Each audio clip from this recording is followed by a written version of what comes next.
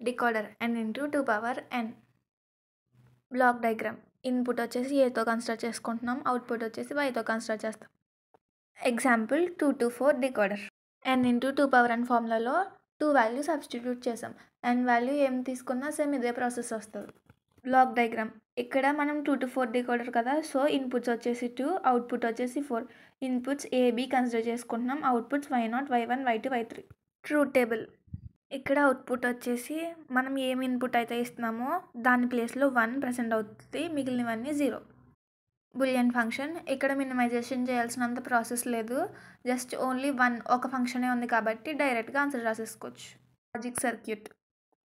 2 inputs తీసుకున్నాం కదా, ఏకి నాట్ గేట్ కూడా కనెక్ట్ చేస్తాం, అలానే బీకి కూడా కనెక్ట్ చేస్తాం.